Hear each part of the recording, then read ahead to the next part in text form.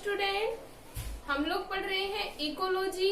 और इकोलॉजी की last class में जो हमारा टॉपिक चल रहा था वो चल रहा था एक्वेटिक हैबिटेट के बारे में।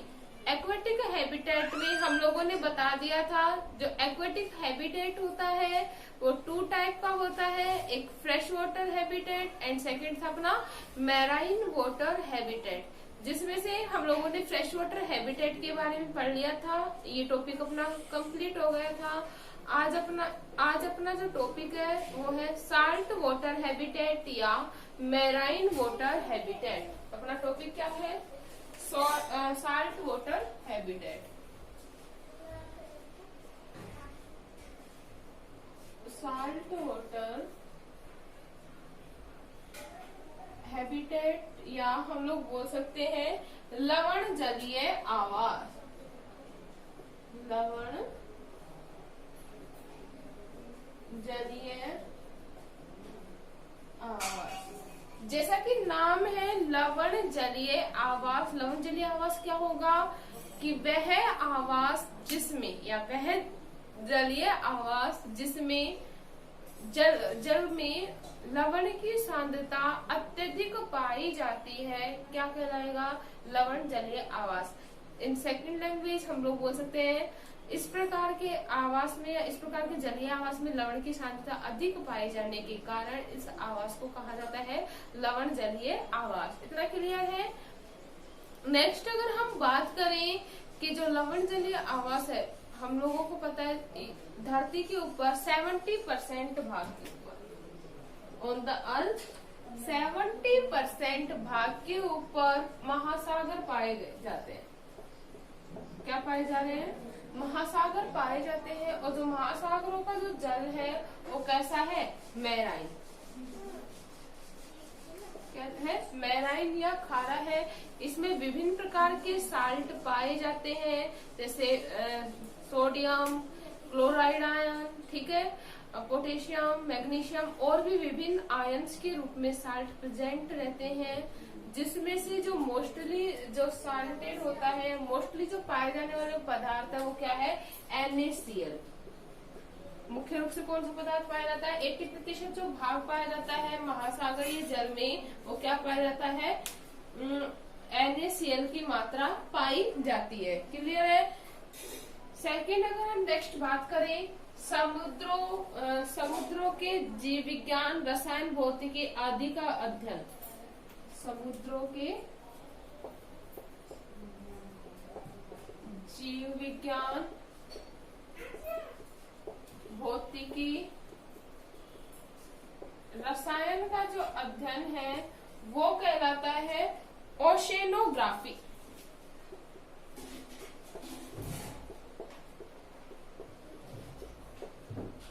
क्या कहलाता है? ओशिनोग्राफी कहलाता है।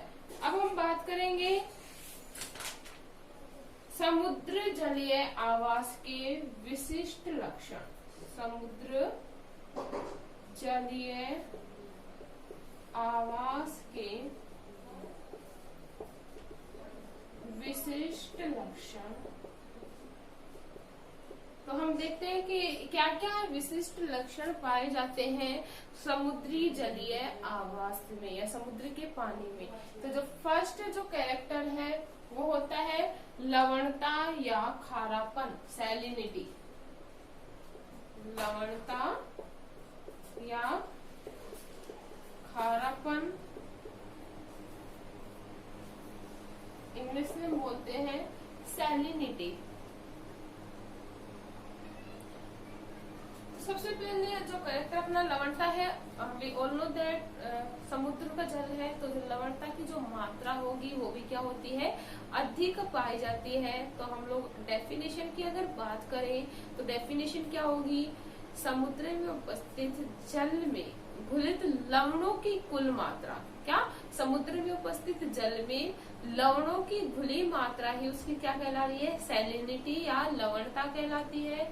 कुल महासागरीय जल में 4 से 5% जो मात्रा होती है वो किसकी होती है? लवणता की होती है, जिसमें विभिन्न प्रकार के जो लवण होते हैं वो आयन की फॉर्म में पाए जाते हैं। आयन में जैसे potassium ion, chloride ion, sodium ion, ठीक है, पोटेशियम आयन, मैग्नीशियम आयन के रूप में पाए जाते हैं, जिसमें भी जो 80% जो होता है वो होते हैं सोडियम और क्लोराइड्स के आयन पाए जाते हैं। सल्फेट आयन के रूप में भी ये आयन प्रेजेंट होते हैं, लेकिन जो मुख्य जो आयन होंगे वो कौन से होते हैं, सल्फेट आयन की फॉर्म में पाए जाते हैं। इतना क्लियर है। अगर हम लवणता की बात करें कंप्लीट समुद्र में, तो लगभग पूरे समुद्र में जो लवण का जो मात्रा होती है वो ऑलमोस्ट सेम होती है। रीजन क्या है, क्योंकि जो धाराएं हैं कंटिन्यू समुद्र में बहती रहती है, जिससे लवणता की जो मात्रा होती है लगभग इक्वल होती है। इतना क्लियर है। नेक्स्ट कैरेक्टरिस्टिक फीचर की अगर हम बात करें तो सेकंड कैरेक्टरिस्टिक फीचर है वो है प्रकाश।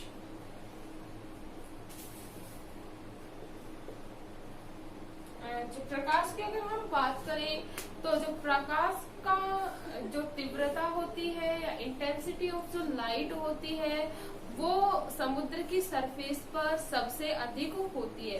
अगर समुद्र की सतह पर पानी में सूर्य के प्रकाश की तीव्रता अधिक पाई जाती है, जबकि अगर हम बात करें तीव्रता अधिक होने के कारण जो रेस्पिरेशन रेट होती है या श्वसन दर जो होती है वो भी अधिक पाई जाती है। वी ऑल नो दैट जो फोटोसिंथेसिस रेट होती है और जो रेस्पिरेशन रेट होती है वो लगभग क्या होती है, इक्वल होती है। क्लियर है इतनी बात। तो श्वसन दर भी अधिक पाई जाती है। जबकि अगर हम बात करें तटों की, कहाँ की, तट की, तो तट पे पानी की मात्रा थोड़ा सा कम होने के कारण, क्योंकि लहरों के आने जाने से पानी में क्या रहता है, गंदलापन पाया जाता है।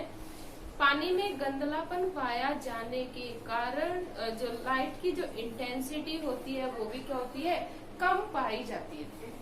इतना क्लियर है। नेक्स्ट अगर हम बात करें जैसे जैसे गहराई में जाते हैं, वी ऑल नो दैट कि जो महासागरों की जो गहराई होती है बहुत अधिक होती है, ठीक है। तो जैसे जैसे हम गहराई में जाते हैं, नॉर्मली तो प्रकाश जो होती है उसकी इंटेंसिटी ज्यादा होती है, लेकिन जैसे जैसे हम लोग गहराई में जाते हैं प्रकाश की जो तीव्रता होती है वो कम होती जाती है। रीजन क्या है, क्योंकि जो प्रकाश है उसका प्रकीर्णन पूर्ण रूप से नहीं हो पाता, इसलिए प्रकाश की तीव्रता कम होती जाती है। और अगर हम बात करें बॉटम पार्ट की समुद्र में, बॉटम पार्ट की, तो समुद्र में जैसे जैसे हम बॉटम साइड में जाएंगे बिल्कुल प्रकाश नहीं पहुंच पाता है।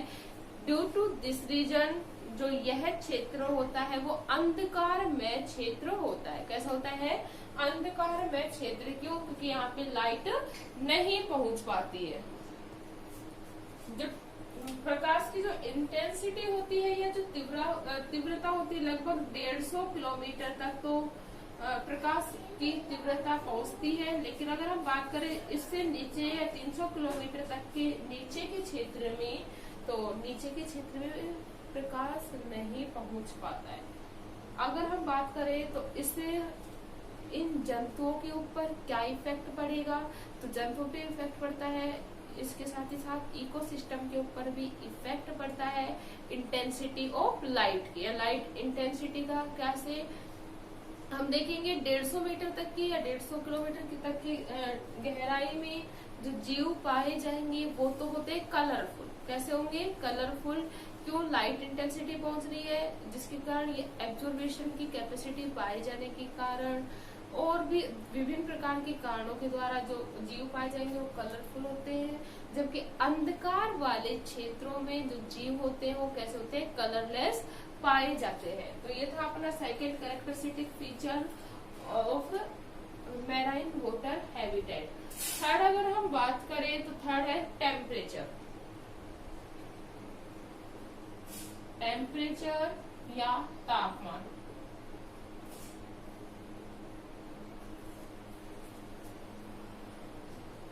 अगर हम टेम्परेचर की बात करें तो जो समुद्री जल का जो टेम्परेचर होता है वो लगभग हमेशा या ऑलवेज समान रहता है, या हम लोग बोल सकते हैं कि समुद्री जल में जो तापमान की जो परिवर्तनशीलता होती है वो कम पाई जाती है, ठीक है। लेकिन अगर हम बात करें समुद्र के तटीय क्षेत्रों की, तो समुद्र के तटीय क्षेत्रों में तापमान में परिवर्तन देखा जाता है। इसमें जो ये परिवर्तन होता है समुद्र के तटीय क्षेत्र में, वो मौसम के अकॉर्डिंग परिवर्तनशील रहता है या चेंजेबल रहता है। इसमें जो टेम्परेचर में जो चेंजेस होता है वो लगभग 10 डिग्री सेल्सियस तक के बीच में इनमें डिफरेंस देखा जा सकता है। जो टेम्परेचर होगा वो किसके अकॉर्डिंग होगा, अकॉर्डिंग टू जो सीजन होता है या मौसम होता है उसके अनुरूप टेम्परेचर में परिवर्तन देखा जा सकता है। अगर हम बात करें लगभग 500 से 1500 मीटर गहराई में, 500 से 1500 मीटर गहराई में, 500 से 1500 मीटर गहराई में तापमान में थोड़ी गिरावट देखी जाती है। जैसे जैसे गहराई में जाते हैं तो तापमान में थोड़ा गिरावट देखा जाता है। लेकिन अगर अधिक गहराई की हम बात करें तो अधिक गहराई में जो तापमान होता है वो समस्थैतिक पाया जाता है। क्लियर है? ये था अपना टेम्परेचर। बाकी की नेक्स्ट जो कैरेक्टरिस्टिक्स है वो हम पढ़ेंगे नेक्स्ट क्लास में। इतना क्लियर है?